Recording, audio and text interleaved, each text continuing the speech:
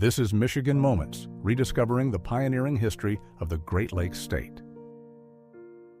Long before sawmills or rail lines arrived, the forests and waterways around present-day Alba were part of the seasonal homelands of the Ojibwe people.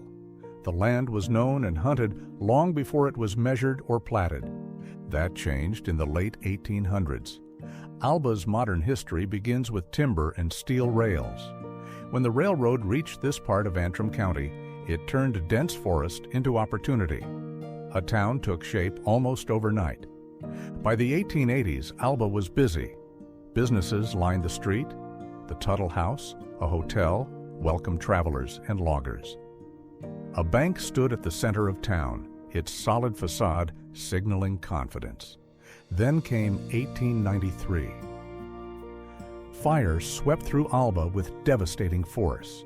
Wooden buildings, packed tightly together, offered little resistance.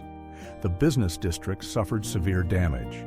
For a town built on lumber, fire was the one enemy no one could outrun. Alba rebuilt. Photos from the years that followed show new storefronts, fresh signs, and a town determined to continue. The bank reopened. Restaurants returned. Alba even generated its own electricity at the Alba Electric Light Company, a point of pride for a small northern town. Industry remained central. The Anderson Mill processed timber that once stood as towering hardwood. We see a single fallen tree so large it dwarfs the man standing beside it.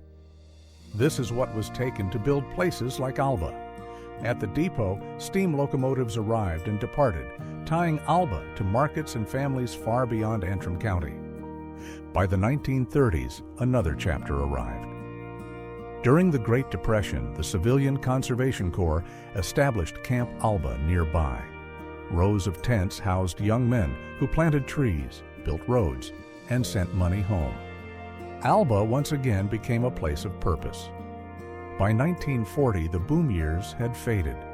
The great forests were largely gone. But Alba endured, not as a boomtown, but as a community shaped by outdoor sports, fine snowmobiling, fishing, and mushroom hunting. Alba was never the biggest place on the map, but it survived fire, economic change, and the end of its founding industry. What remained was a town that knew how to start again. Thanks for listening. Please like, comment, and follow us for future episodes. Michigan Moments, offering bite-sized morsels of Michigan history.